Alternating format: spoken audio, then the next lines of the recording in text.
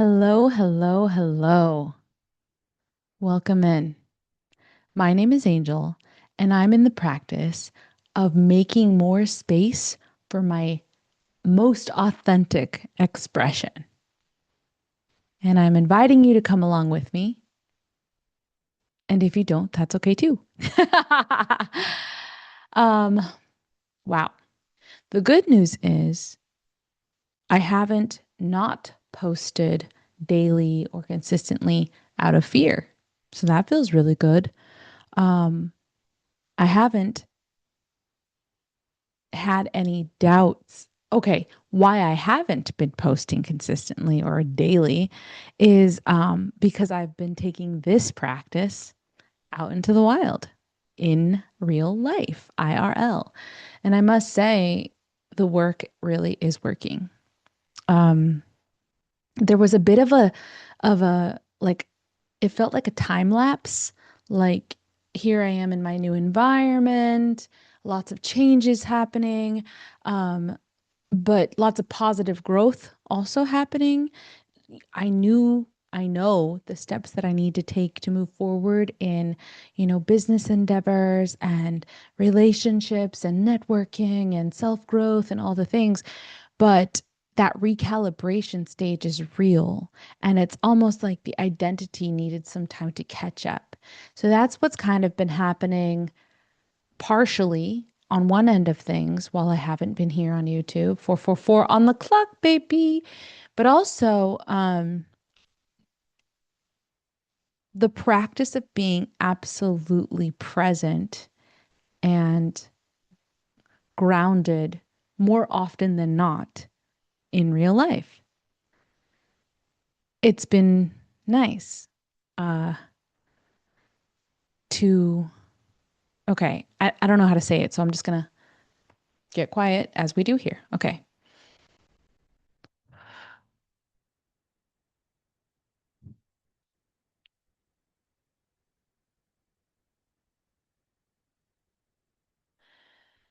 Putting our most authentic versions of ourselves out there can be an extremely vulnerable thing, especially when we live in a world that has so many systems set up to tell us that we are wrong, we are bad, we don't fit in, we're too much, we're not enough. And depending on your flavor of trauma, which I feel like most trauma has us shrinking in one way, shape, or form,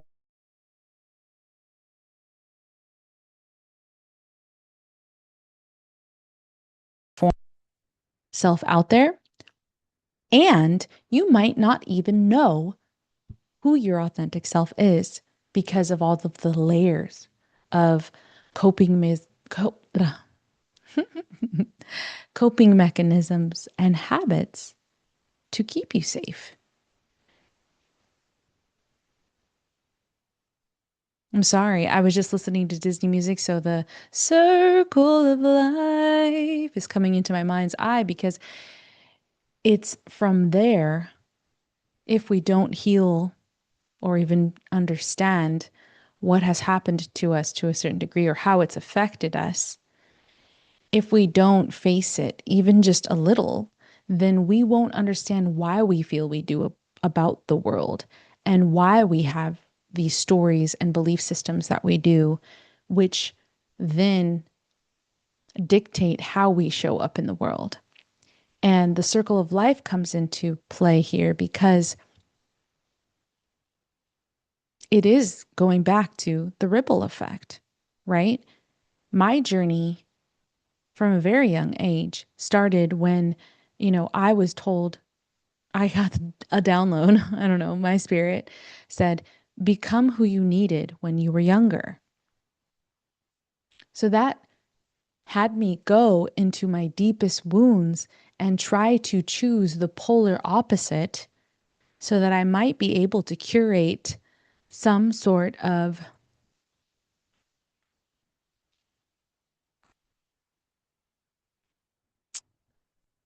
I'm at a loss for words, some sort of safety and attunement to self. Back then, it was such a coping mechanism that it was an attunement to others out of people pleasing, right? But ever since I've been on this like new layer of shame work, I realize I have nothing to prove. It's quite beautiful. Okay, where to go from here? When we're unclear on those things and why we show up in the world that we do, then we're kind of living in a more reactionary mode, right? Life is happening to us and we're constantly bracing for impact, and it's a reaction based life. And I don't know about you, but my body is tense. She's sore all the time because I spent my entire life bracing for impact. When's the next shoe going to drop? When's the next shoe going to drop? Ooh, ooh, ooh, ooh, ooh. My neck is actually like actively hurting right now. Don't worry, my wellness team is on it. I say this to say,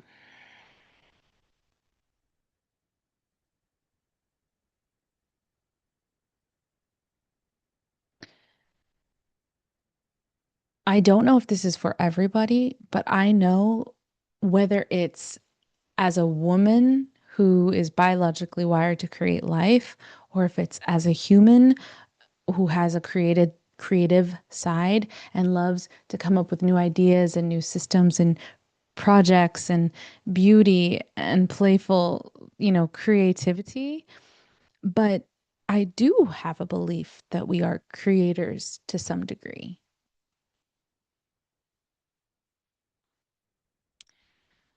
And I feel as though those two operating systems, being a creator and living from a reactionary standpoint, are incongruent.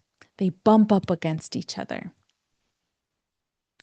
In fact, I can pull from an example of when I'm trying to create something and I begin to fall back into this reactionary state of like when my doubt comes up, when my questioning of how other people are going to consume my art or appreciate my art or not or judge my art, right? Then all of a sudden I'm I'm operating from an inauthentic point. And that's the whole bit here. My whole bit at least. The soul that has decided to take on this body, her mission.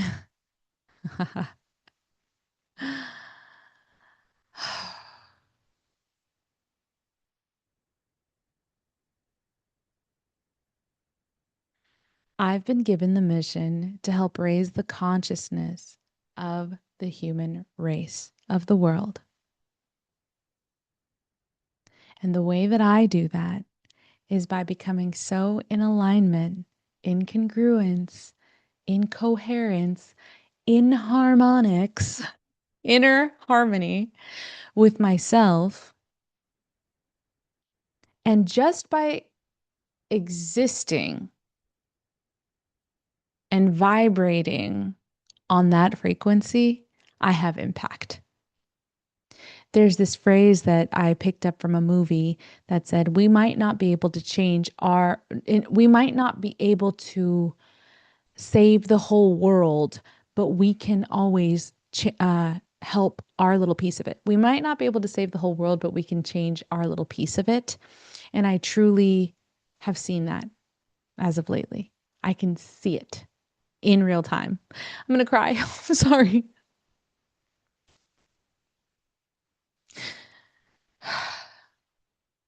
It's quite fascinating when you've lived a life that you felt you didn't have any significance, that I was invaluable, that I was unlovable, that I had shame and blame and guilt in my field. That still comes from time to time. I'm not saying I'm on this high pedestal. I'm just saying I've worked with these things so that I might be able to be somebody who walks with confidence. And is that such a bad thing? When you see someone confident, what are your first thoughts? Now, the the catch here is I do one of two things when I cross paths with people right now. I trigger them, and if they're not ready to utilize that trigger as a mirror. Just like when I'm not ready to utilize a trigger as a mirror, it pisses me off. And so sometimes I can be a scapegoat. So, there's that. And then there are other moments where I feel like this is what I need to hold on to because this is the point. I inspire people, I ignite their light. There used to be this phrase that I heard of like, when you're shining your light, you're giving others permission to do the same. And I'm like, what? Now I see. Now I see. Now I see. And so, yes, I got my mission at a very young age. I don't know if everyone has missions. I don't know if me choosing to call it a mission is simply another human grasping for meaning in this life, in this crazy life. I have no idea, but this is the belief, this is the version we're getting, this is the story we're getting, and I don't think it's such a bad thing.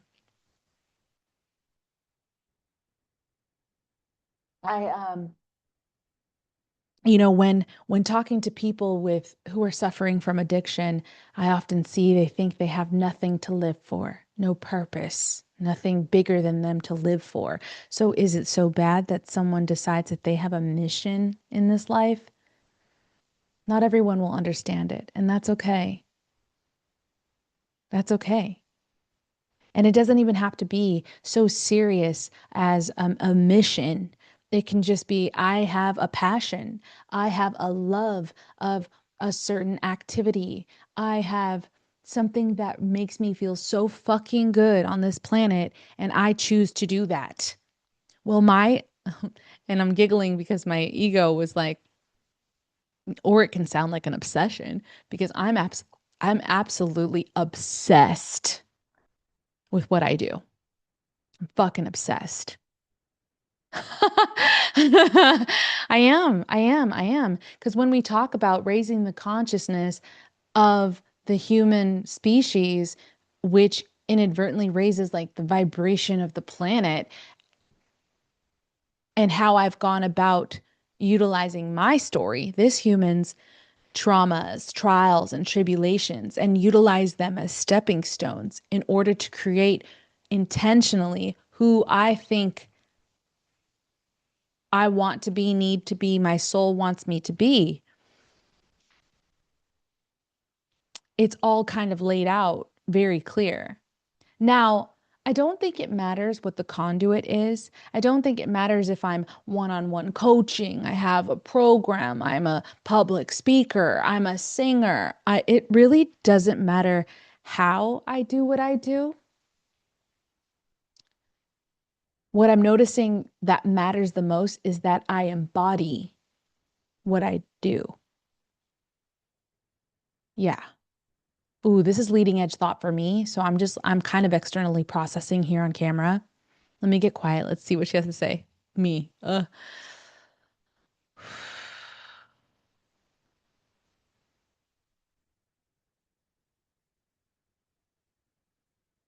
You can tell when an expert or a leader or someone who wants to take big responsibility,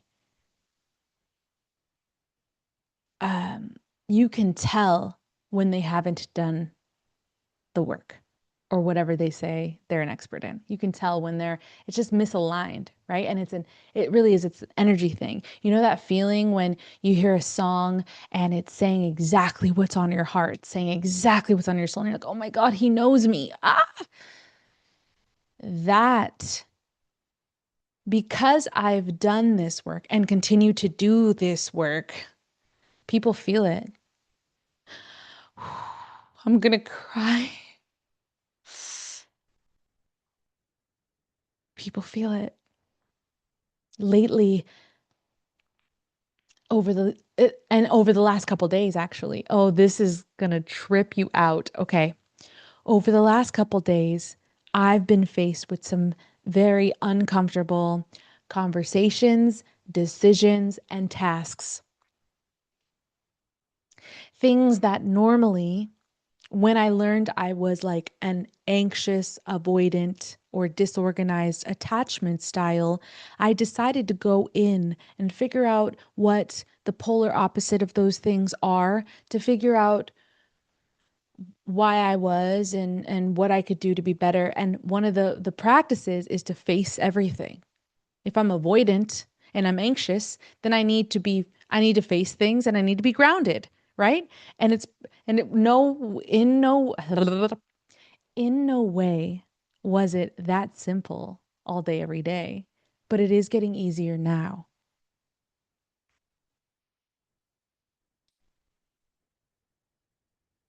I used to walk into a room and feel everybody's energy.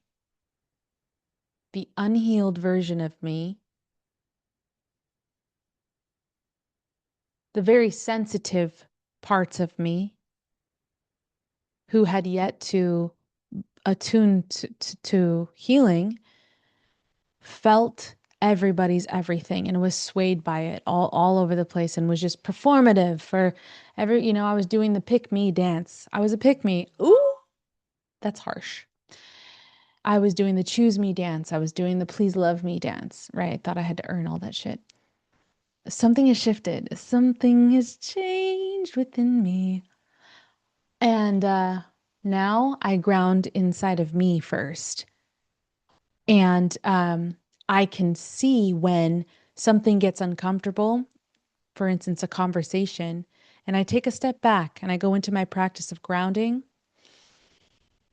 I mean, you've kind of seen it on camera here a few times, where I can close my eyes, get real quiet and get clear, speak a little more confidently, slow down just a little bit, really orient to the room around me, to the message that I really want to say, not just some, welcome to my channel. Why did I say it like that? Oh, I'm sorry. Hey, if you're an influencer, I have so much respect for you. I apologize for that. I digress. Let me tune in. Yes, I can feel now the shift in the person, in the room, and in the environment I'm in my body as well, when I ground and I face things. And it's quite beautiful because what I'm noticing is it's safe for me to do that. It's safe for me to operate from my truth. It's safe for me to be who I really, really am because I'm not a bad person, have ill will, or whatever the fuck I was believing, I was brainwashed into believing back then. Have I made mistakes? Yes. Da da da da. We'll save that for another video. But okay. So while doing the hard things, okay, so before I did any of the hard things this weekend, I crashed out, full blown crash out. I was about to dig in the past for some stuff, and I had to like open that file and refresh my memory so that I can be present in in the uncomfortable conversation. And I re-traumatized myself. I was like, "Oh shit, this happened, this happened, this happened. This person's not going to like what I have to say, and I can't control their reaction, and I'm terrified." And I crashed out. But my spirit, my intuition, my higher self, whatever you want to call that internal monologue of guidance, was like, you just spent 2 years taking inventory of every single misalignment, coming up and working through it, coming up with an equation, working the equation, fixing the equation, running these practices, and intentionally building this next prototype that you see here. Hello, what's up? Let's see what she can do. For all my artists, she was saying that was all rehearsal. This is the gig, baby, But why not put this version of myself that I have spent the last 2 years refining and building intentionally and with love? Let's see what she can do. This grounded girl. And it made it more fun because I've adopted that curious, like experimental mindset. I'm like, oh, for science, let's go for science. Um, and I was extremely proud of myself. I was grounded. I stated every single thing I wanted to state. And for the most part, I was received well. I also had to coach myself through the fact that I'm not responsible for how I'm received. I'm only responsible for how I deliver. And I did right by me, and that felt good, I think. I mean, I'm still kind of processing everything. I'm a very late processor. If I can't externally process, it takes a while. Okay, so cut to another thing of social anxiety facing, right? I didn't get much sleep the night before, so I was a little groggy. Anyway, it all worked out. But guess what? I broke out in hives. I'm just going to sit with that for a second.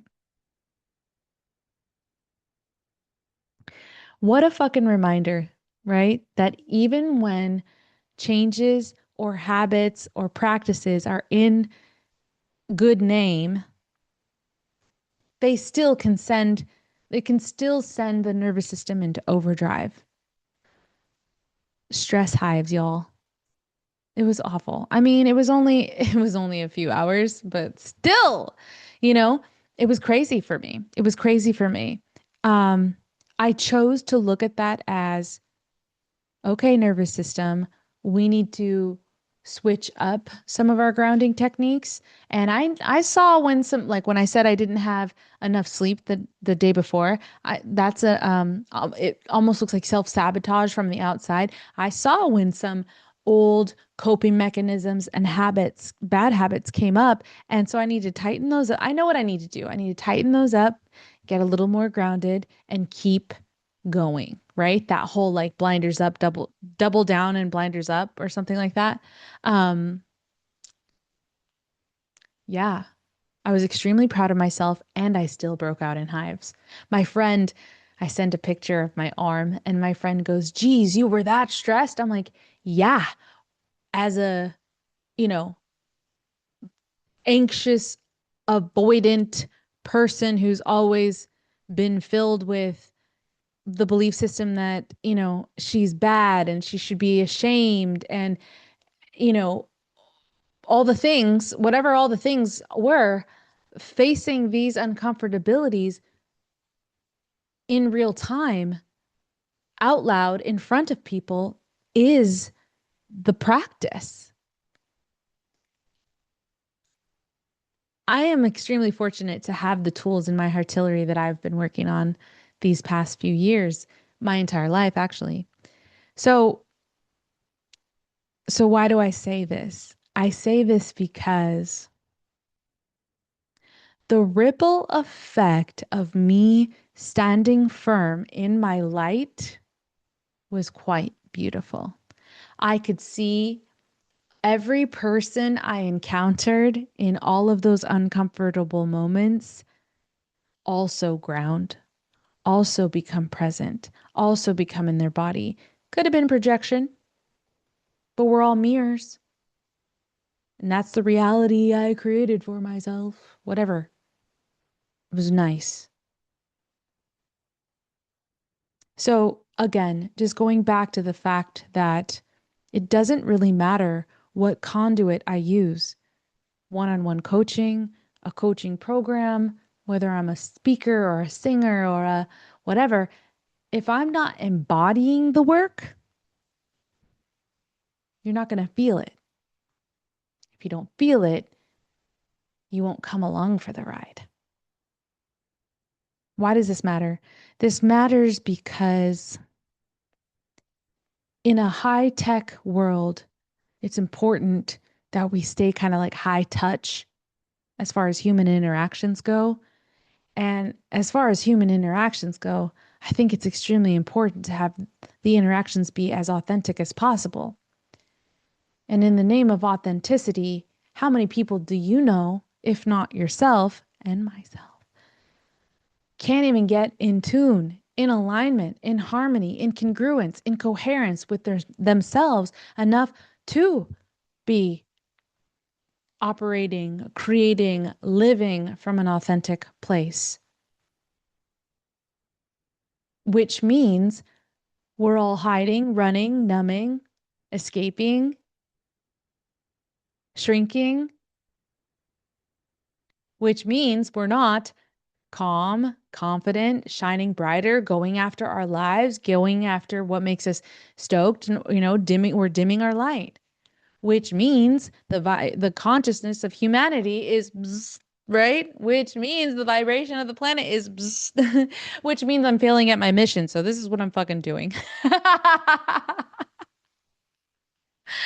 All right, I'm feeling silly.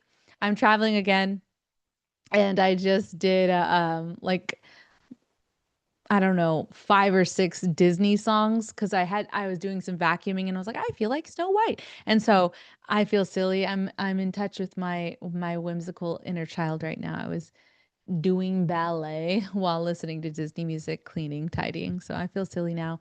But I'm gonna go and do some adulting now. And I love you. Ooh, I love you. You're capable.